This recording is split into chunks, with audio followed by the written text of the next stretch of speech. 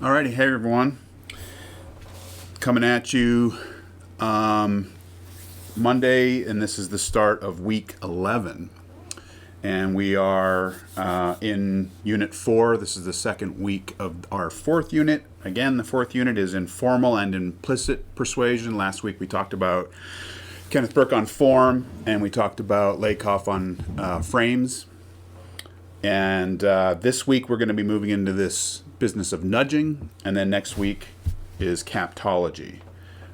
Super fascinating stuff, I think, this whole unit. The relationship between the stuff we talked about last week and the stuff this week, there's a little bit of a gap, but it's all to me under this kind of grouping of stuff that moves us that might not count as sort of traditional persuasion in terms of arguments, in terms of like campaigns or whatever, but different ways that we are moved around, right? That our behavior is conditioned or shaped or channeled. And we might not be super familiar with it. Maybe we are a little bit, but just kind of bringing it up to the surface, getting us to think about how it's working, maybe how we might use it in our own lives, or how we can kind of observe it and be mindful of it. So I don't think this video will be too long. This is a short reading by Cass Sunstein. This one right here. I think it's a pretty good one in terms of accessibility and brevity. There's a lot of other stuff out there I could have included, but this one seemed good, and sure enough, I think it works pretty well. And then there's another longer piece that's meant as a kind of illustration or a supplement, as an example. In the nudging piece by Sunstein, he talks about the importance of data and experimentation and making sure that like nudging is grounded in a really strong sense of like what actually works and what doesn't work. So here's a really interesting sort of, I guess, case study of attempts to deploy nudging, and it goes a little bit deeper, but we're not going to comb through that. We're just going to kind of note its existence, and I encourage you to go through there and kind of see how they're talking about stuff, but it's meant as a kind of supplementary example. I mostly want to talk about this Sunstein piece. Cass Sunstein is a major scholar, public figure writer. I believe he's at Harvard or Yale, one of those big schools, and Harvard Law School, it says down here. I mean, he's one of the top intellectuals that's still pretty active. Seems to crank out a new book every other year. And he's interested in relevant stuff here. So I came across the nudging phenomenon just a couple years back, and well, maybe more than a couple. I think I first heard about this in reference to the Obama administration. Obama was known, still is known, as a very intellectual sort. He comes out of the academy. He was a professor at the University of Chicago, which is it's a school that's deeply invested in economics and economic theory and thoughts about economics. So he was in that kind of universe of scholarship about policy, economics, and he actually ended up drawing on some of this stuff, this nudging stuff, and actually like brought Sunstein and his colleague Richard Thaler, in to do some work helping him roll out policy. And I think that's quite interesting, right? So you have essentially a kind of persuasion theory institutionalized at the level of like policy, thinking about policy and how citizens, consumers, lay folk respond or don't respond to good ideas, good products in terms of ideas or policies or new approaches to do things. People tend to be pretty reluctant to try stuff, to adopt new stuff, and so nudging is meant to increase the likelihood of citizens, consumers, people adopting ideas, adopting practices, trying them out, taking on good suggestions, essentially. I don't know if you've ever had that frustrating experience of like, you figured something out, you tried something, it's way better than anything else, and you're trying to get other people to do it as well, to buy it, to use it, to incorporate it into their life, and they just are like, yeah, I'm good. No, you don't understand. Like, this will make brushing your teeth 10 times easier, and the results are 10 times better. Yeah, nah, I'm okay with my crappy little gas station toothbrush. Thanks anyway, right? And it can be very frustrating. It's like, why won't you accept it? Why won't you do this?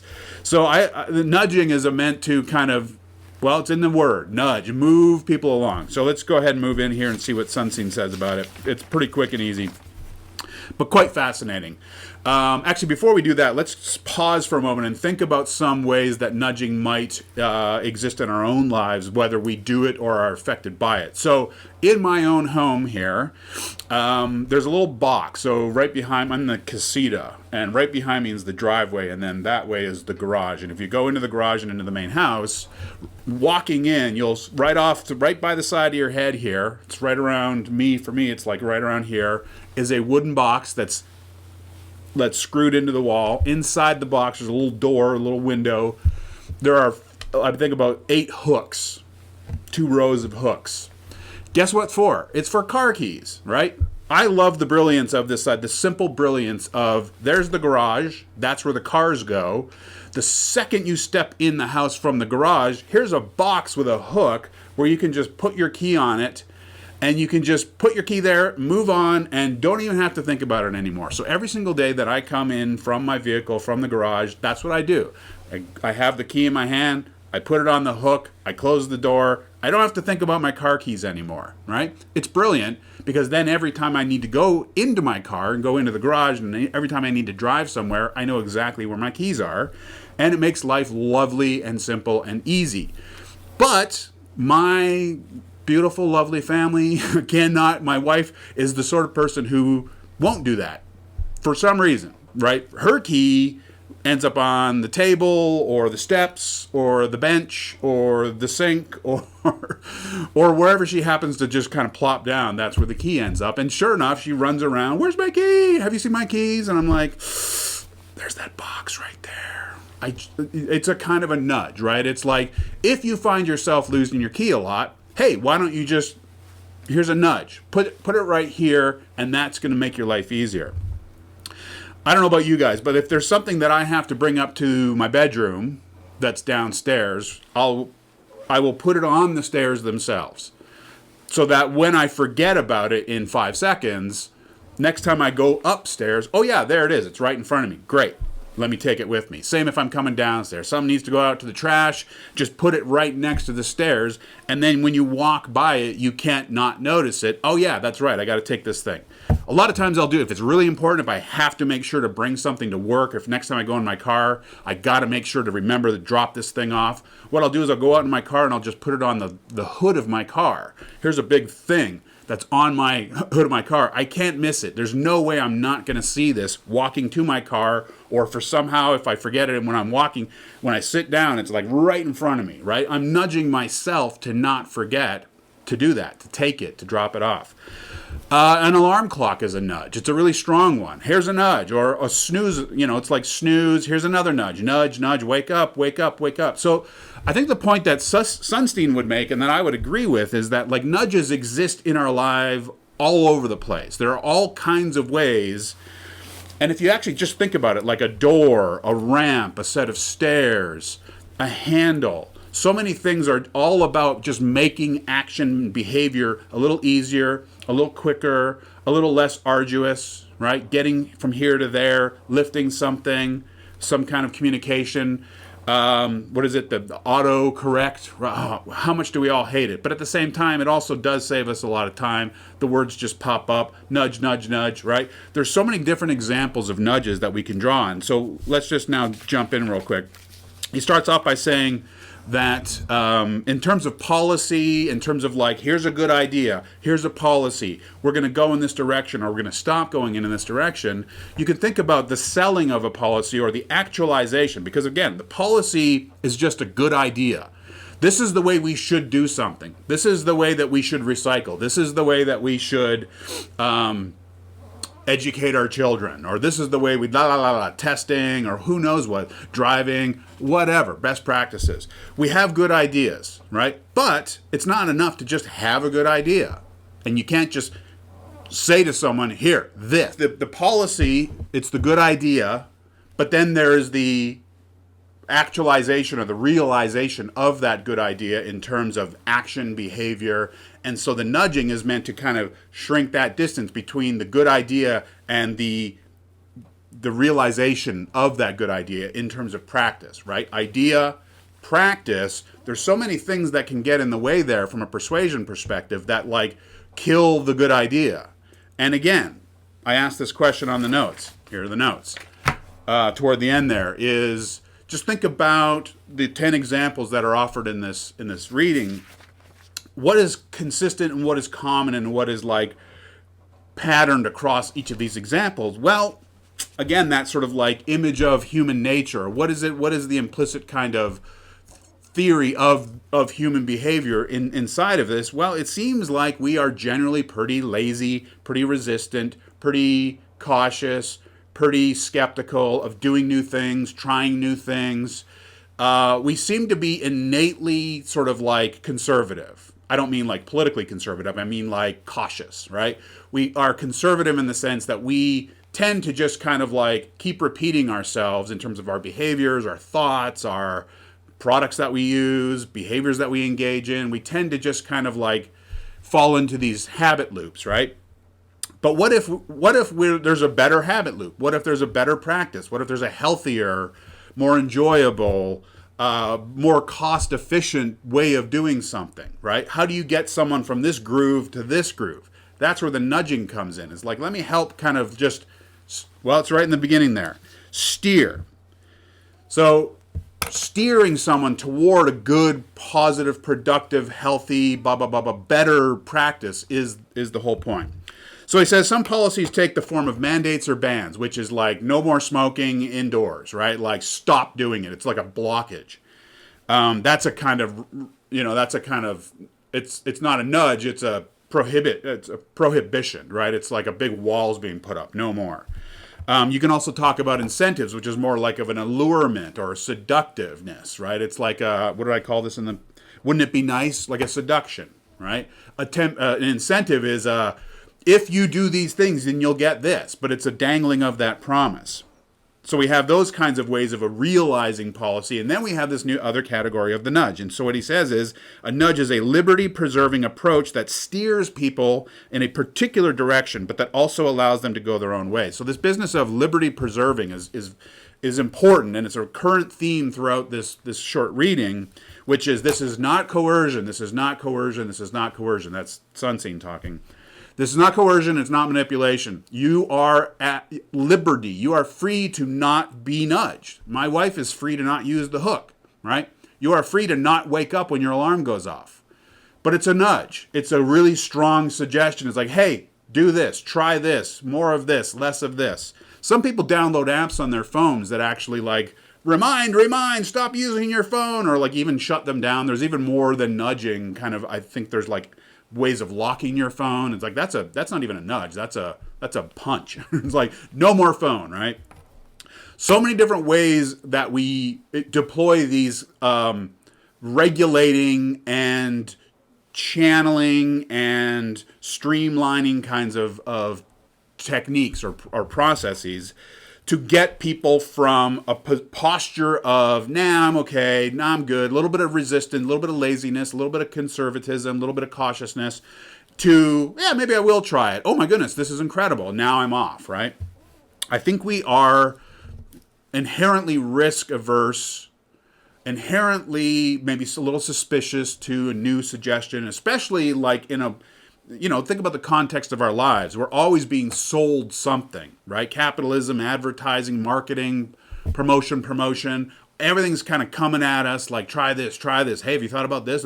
I think we're just accustomed to just being like, I'm good. Nope, thank you. I'm fine, So nudging is always trying to kind of get past those implicit defenses to make something just easier to do, easier to realize, easier to try. So I note in the notes here the business of liberty preserving is important to Sunstein. It's important for him to say your freedom is still yours. You are free to say no. It just makes things easier. It nudges you, right? It's like, hey, why don't you think about this? But they can say, nope, I'm good. right? Like the grocery stores put the candy bars at the checkout so that your kids can do more than nudge, they can pester you. I don't see this too often, but I have seen grocery stores that have checkout lanes that have little signs on them that say candy-free zone or something like this. If you want to go into a checkout and you have kids and you don't want them nagging you and pestering you, you can choose to go in the candy-free checkout zone so that you aren't being nudged through your kids. The kids themselves become nudge agents when they see the candy, right? That's all nudge architecture. That's choice architecture is another kind of phrase that gets often used in this context. Choice architecture. I'm essentially kind of constructing a field of options and shrinking it down in such a way that you might have freedom, but you're also being strongly encouraged and even kind of pushed in a certain direction, right? Nudge, push, right? Foster and encourage. It's all the kind of stuff we're talking about here. So lots of good examples on that first page. The GPS is a nudge. You don't have to follow the route, but you can. It's a good suggestion. An app that tells people how many calories. A lot of menus are doing this now where they have the calorie counts next to the dishes. I think this is a great idea because I don't know that we often, when we go out especially like a Chili's or a Red Robin or, one of those kind of places, usually by the malls, they're the worst one, like Olive Garden.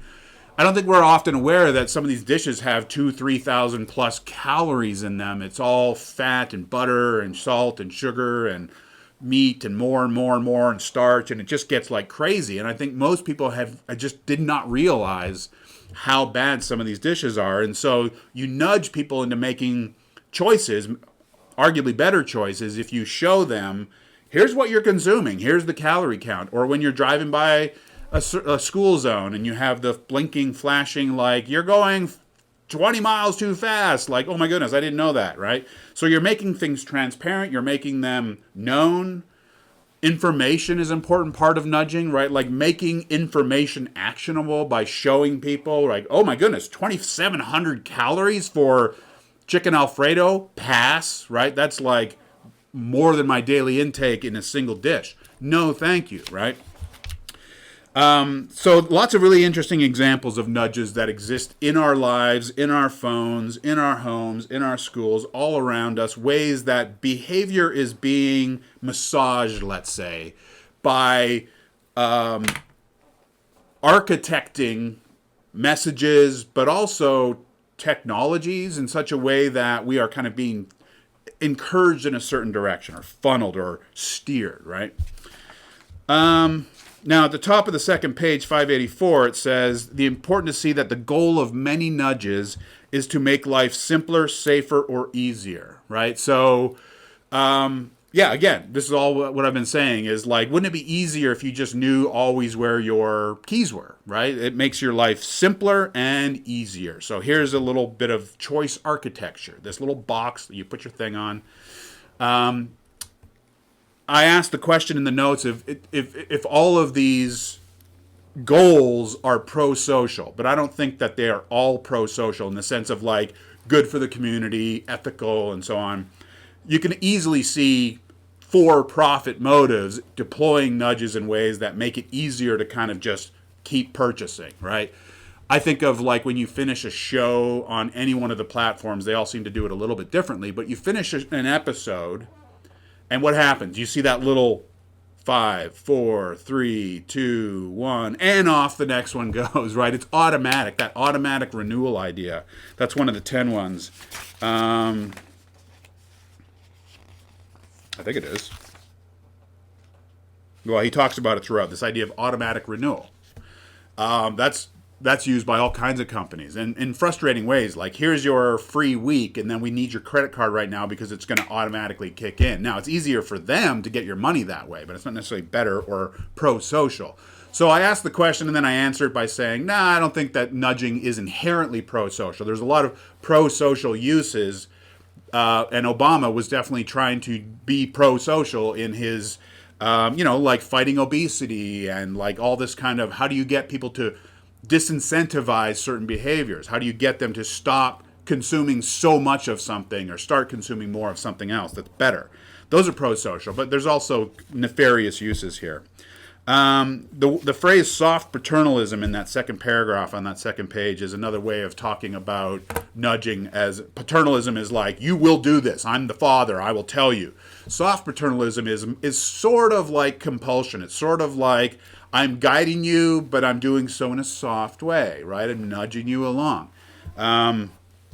So that's why I put it in quotes. Oftentimes, nudging is called soft paternalism or paternalistic in the sense that it's like, it's kind of coercing you, it's kind of pushing you. But he wants to push back on that and say it might be paternalistic, but there's still lots of choice available. You can always choose to say no, you can always disagree, you can always refuse, right? It just makes it a little bit more difficult. You have to kind of actively say, no, I am choosing not to do this. I'll say to my wife, babe, why don't you just put your keys on the hook? It's fine, right? It's like, it's okay. I'm okay there. So I'm choosing not to. I do my life my own way. It's fine. Thank you very much, right? Leave me alone. Leave me alone, rhetoric, man. All right. That's kind of the key stuff here. Transparency and effectiveness is just repeating the theme. This is liberty preserving. It's transparent in the sense that, like, no one's trying to trick anyone here. We're putting calorie counts on menus. We're not trying to hide anything. Actually, it used to be the case that that restaurants were hiding the calorie count. Now it's like, this is what we're doing. This is what's in this food, right? So now you know. Now you can make your choices. So transparency is important to Sunstein to state that this is not about manipulation or deception. Yeah. And effectiveness gets into this at the bottom of that second page. The effectiveness part is about the simplification, the streamlining, the getting rid of resistance, the like not making things so complicated for the consumer, for the user, or whatever. Just kind of like smoothness, right? The need for testing and evidence and testing. Yep. And then 10 important nudges. So we got default rules. We got simplification. Social norms, which is like everyone else is doing it, right? This is important. This is what we do. Get on board, kind of thing. Increases in case and increase in ease and convenience. Same theme. Disclosure, transparency, warnings, graphic or otherwise. That's about information, just like calorie counts. Pre-commitment strategies, getting people kind of involved already. Reminders, alarm clocks, pop-ups. Hey, don't forget. Putting something on the stairs when I'm walking up the stairs, that's a reminder. Eliciting implementation intentions, do you plan to vote, commitments, and so on and so on. All right, now at the end, he talks about this sort of the institutional question, which we're not so interested in because it isn't like a policy class or a government class or an organizational class. But there is that question of like, should institutions do this? How should they do it? How aggressively? And then he even gets into this question of like, should there be an agency solely devoted to the like rollout and implementation and actualization of policy ideas? That's a whole separate conversation, but it's sort of an interesting question. And then again, look through this at your own time, your own speed, just kind of see some interesting actual attempts to engage nudging practices. But mostly I'm curious to hear about or learn about or get you guys thinking about nudging in terms of your own lives, nudging in terms of things that affect you, or maybe things that you do. Maybe you're the sort of person who does a lot of nudging of yourself, of others, to try to be helpful, to try to like reduce complexity, to try to make information simple, to try to make action simple. And it could be simple things like, how do I get to the post office quicker? How do I make sure that I don't forget that thing or do this thing, or reminders, or oh my goodness, I have this important deadline coming up. I got to make sure to da-da-da-da-da. We're talking about action. We're talking about behavior and the realization of specific kinds of behaviors and how to channel people toward that. I personally don't have a huge problem with nudging. Like I said, I do it myself. I do it to myself. I do it for my family for the benefit of like streamlining complexity and getting past obstacles and getting past inherent kind of resistance. It just makes good sense. But be curious if you think about, other examples or how you feel about this idea of being kind of prodded and pushed around and nudged in certain directions. And that's about it. So I will wrap up there, try to do a little bit of a quicker one this week, and wishing everyone well.